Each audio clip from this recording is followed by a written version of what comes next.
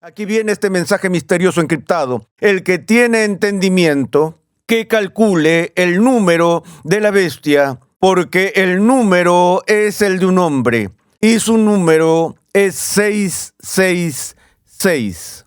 ¿Quién es la bestia de la que habla Apocalipsis? El Dr. R.C. Sproul lo explica hoy en Renovando tu Mente.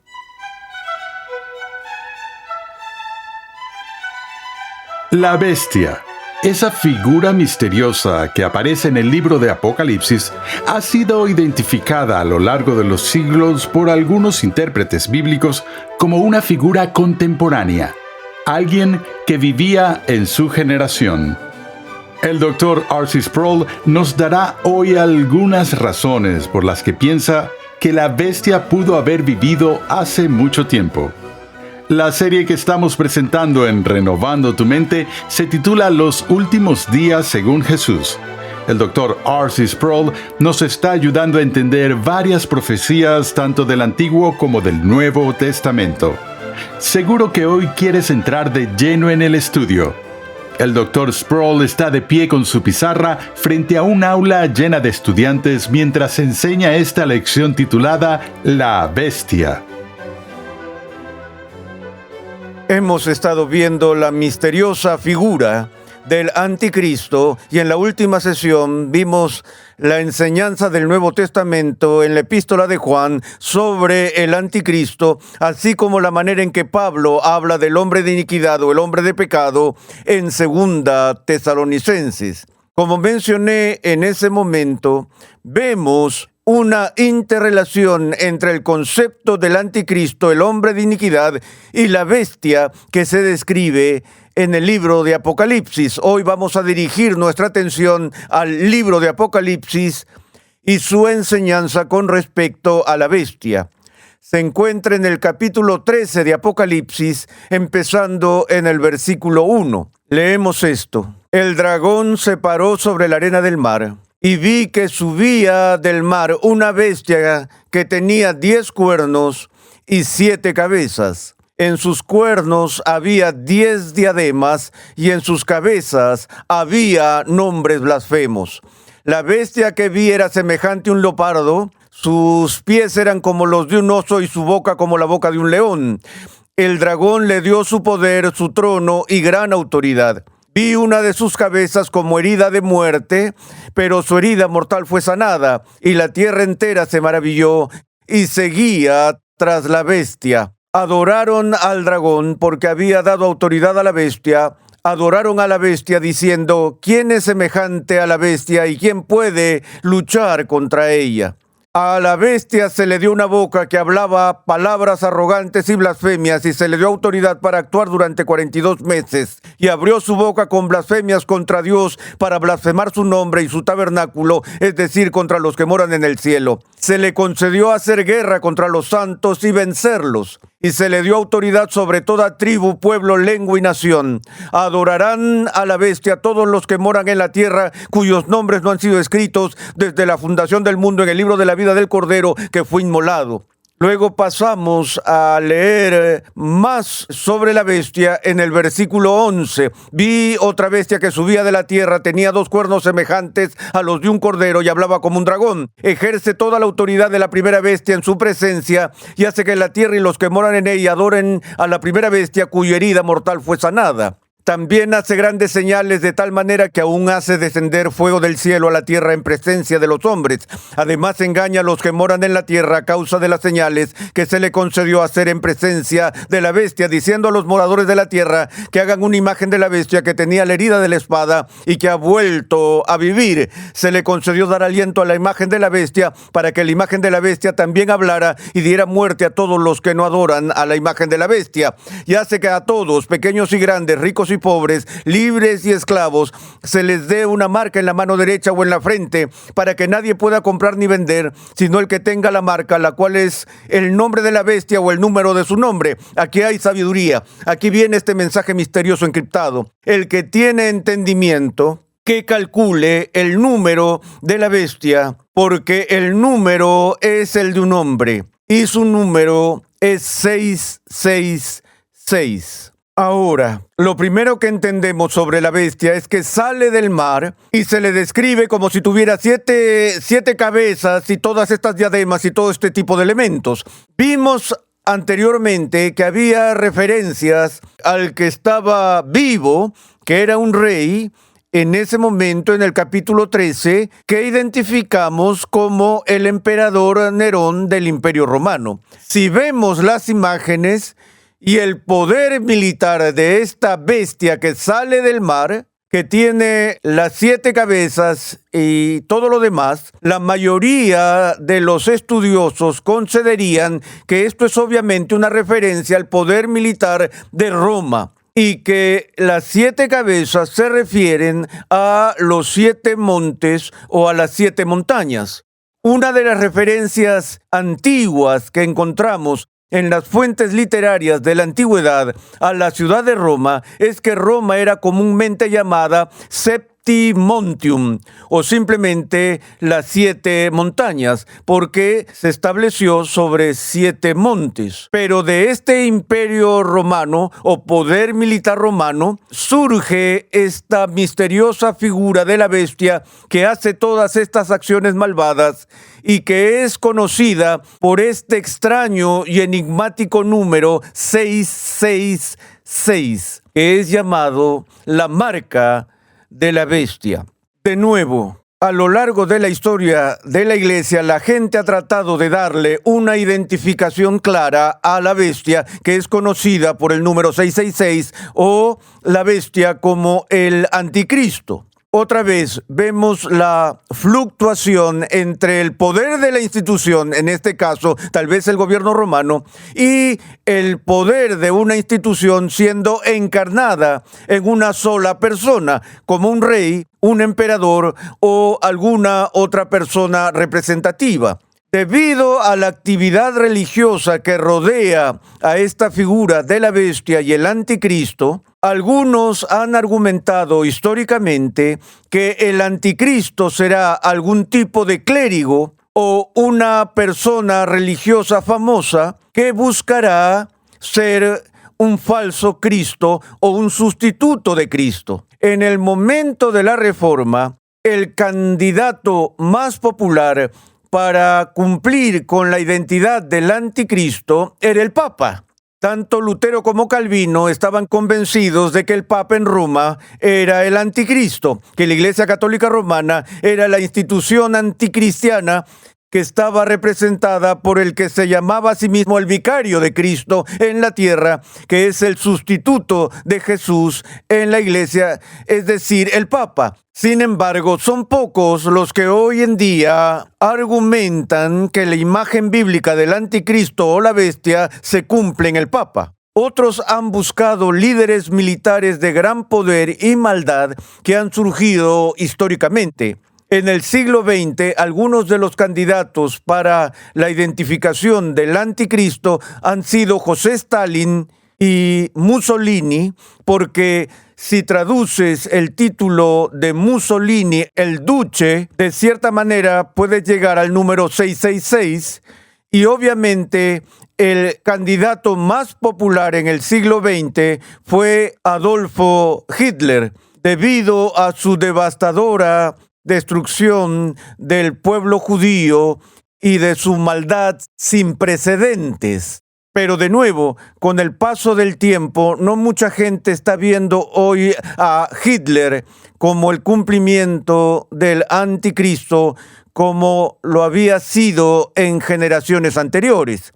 Entonces, si seguimos este proceso que hemos estado examinando aquí en términos de nuestro estudio de las referencias de marcos de tiempo del discurso del Monte de los Olivos, las referencias de marcos de tiempo del libro de Apocalipsis, y continuamos teniendo dificultades para ver el sentido de la cercanía radical del tiempo de cumplimiento de tantas de estas profecías que encontramos en el Nuevo Testamento, obviamente sería importante para nosotros considerar la posibilidad del cumplimiento de esta profecía en el primer siglo.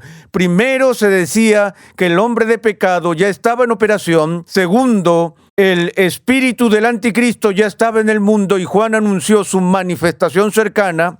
Tercero, el lenguaje del libro de Apocalipsis, que habla de aquellos eventos que deben suceder pronto, junto con la naturaleza misma de las formas literarias descriptivas que encontramos en Apocalipsis, que muchos estudiosos dicen que fue escrito en una especie de código para proteger a la comunidad cristiana que se dedicaba a leer esta información y evitar ser descubiertos y perseguidos. También sabemos que la iglesia del primer siglo sufrió una enorme persecución, primero a manos de la comunidad judía, pero luego, en segundo lugar, a manos de los romanos. Una de las persecuciones más importantes surgió en la década de los 60 bajo la autoridad de Nerón. Fue bajo la autoridad de Nerón que empezó la persecución de los cristianos, y como la tradición nos dice que tal vez fue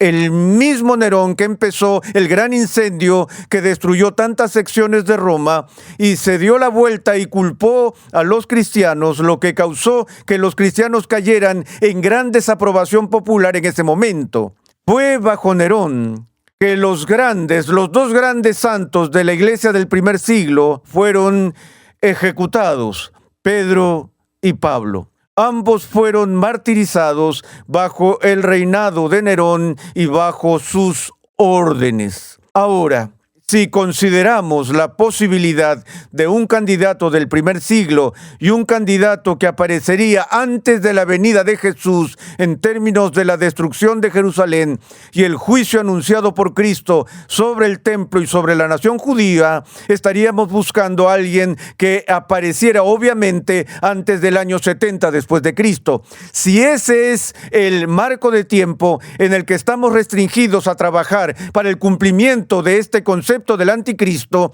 entonces obviamente el candidato más probable sería Nerón. En el mundo antiguo, incluso entre los paganos, nadie se distinguió a sí mismo o a su maldad en la forma en la que lo hizo el emperador Nerón. La vida de Nerón fue una vida de violencia radical y libertinaje. Nerón empezó su reinado como emperador en el año 54 después de Cristo. Su persecución hacia la comunidad cristiana fue en el año 64 después de Cristo y se suicidó en el año 68 después de Cristo, 14 años después de asumir el poder como emperador. Se suicidó a la edad de 31 años. Por lo que llegó al poder cuando tenía 17 años. De nuevo, más comentarios sobre el carácter de Nerón desde la antigüedad. El historiador Tácito habló de la naturaleza cruel de Nerón. Plinio, el naturalista romano, Plinio el Viejo, describió a Nerón en esta cita como un destructor de la raza humana y lo cita como el veneno del mundo. El satírico romano Juvenal habló de la tiranía cruel y sangrienta de Nerón. Apolonio de Tiana dice específicamente en sus escritos que el apodo favorito que la gente tenía para Nerón era simplemente la bestia. Él hace este comentario: en mis viajes, que han sido más largos que los que cualquier otro hombre ha hecho, he visto muchas bestias salvajes de Arabia y la India. Pero esta bestia, que comúnmente es llamada tirano, no sé cuántas cabezas tiene, ni si tiene garras deformadas y si está armada con colmillos horribles. De una bestia salvaje no se puede decir que alguna vez fuera conocida por comerse a su propia madre, pero Nerón se ha atiborrado de esta dieta.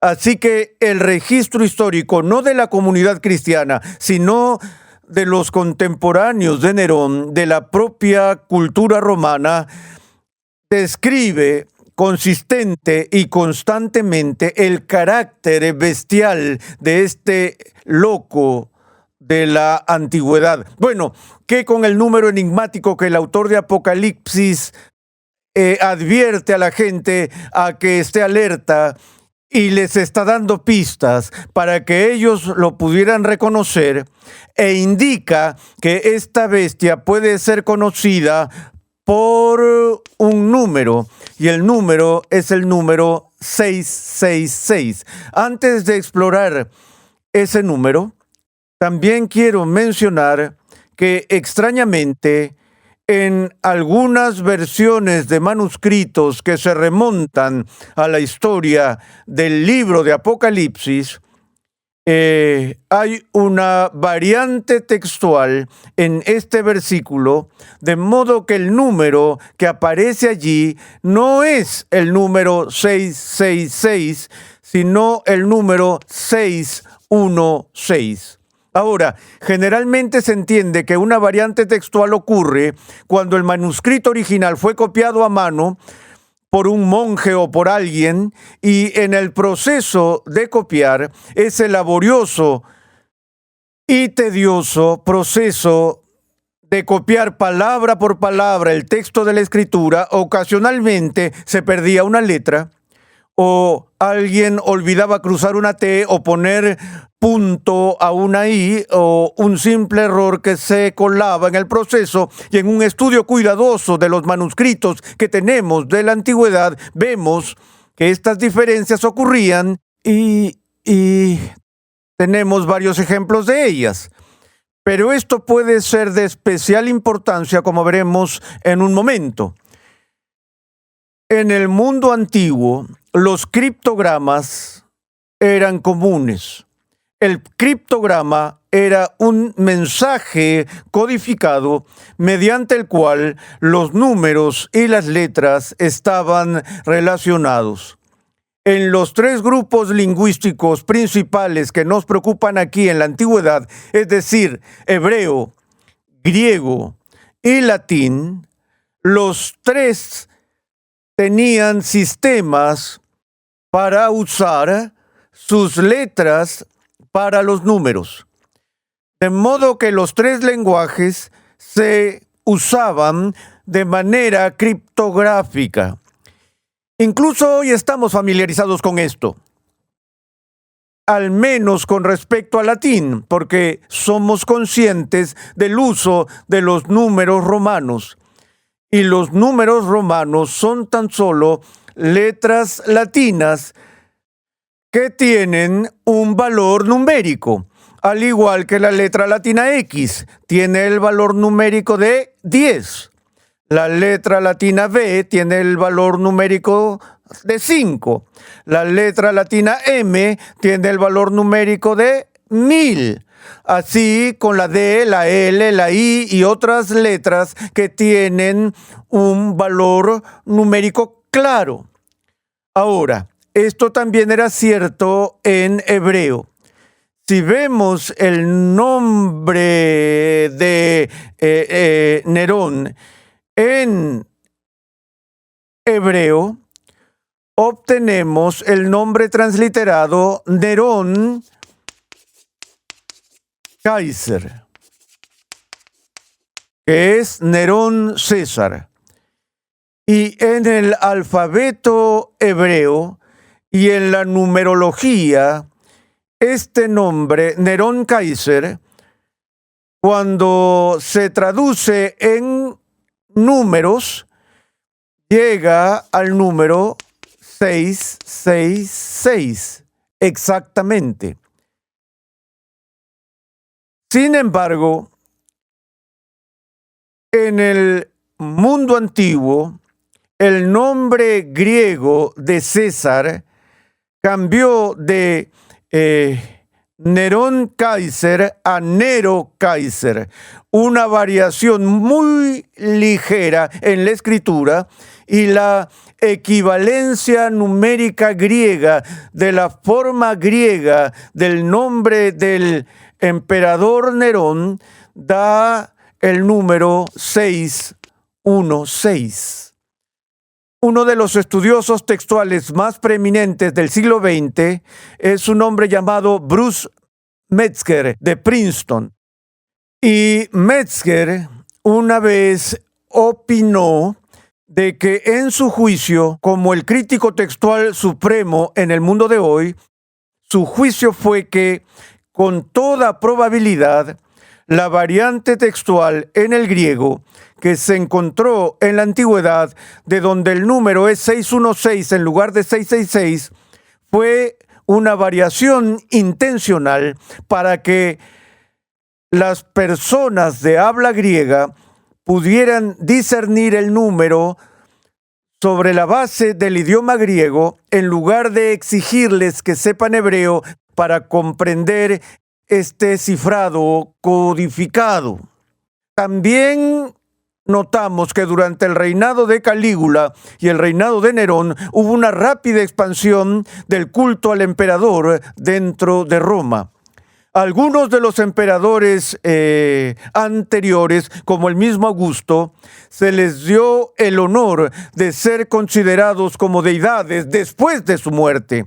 Pero la gente no practicó la adoración de sus imágenes durante su vida. Pero bajo Calígula y especialmente bajo Nerón, esto sí ocurrió, y ocurrió por orden de Nerón. Nerón hizo instalar su estatua, por ejemplo, en el templo de Marte, y forzó la adoración de su estatua. También personas como Josefo vieron el gran sacrilegio, el cual fue una abominación desoladora que ocurrió cuando los emblemas romanos, que eran adorados como representantes del emperador, fueron traídos al templo mismo como un acto de profanación de la religión judía.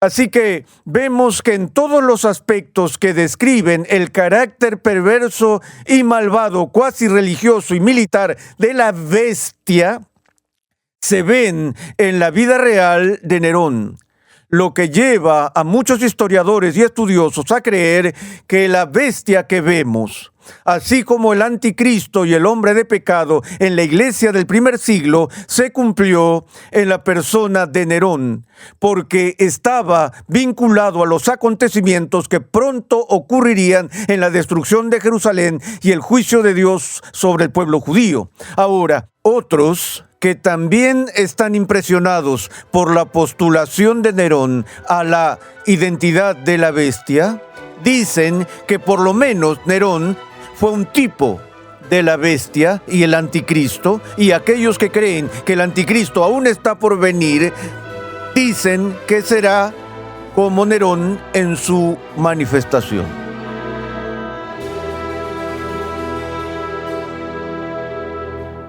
Es una perspectiva asombrosa de la bestia, ¿verdad?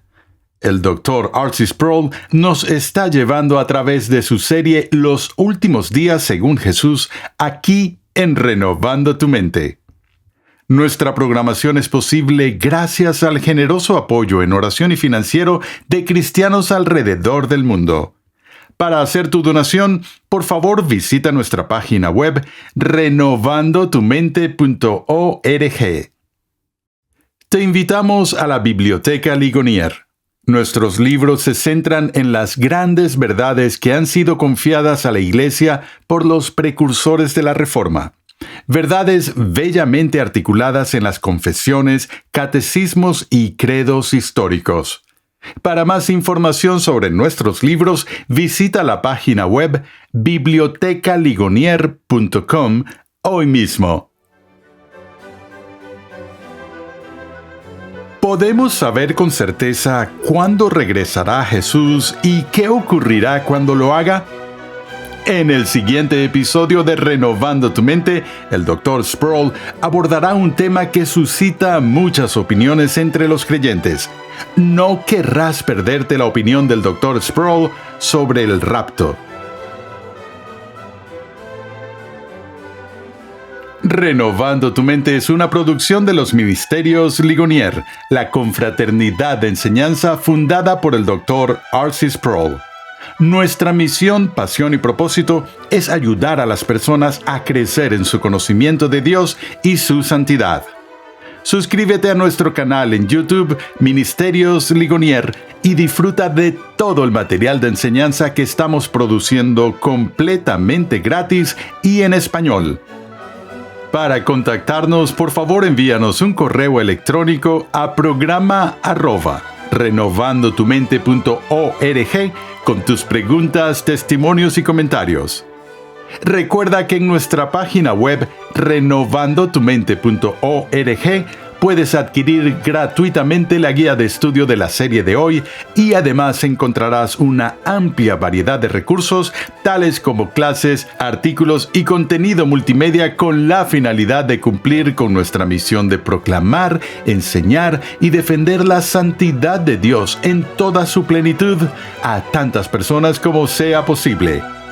Te invitamos a escuchar nuestro siguiente episodio y a unirte a nuestra gran comunidad virtual en las redes sociales.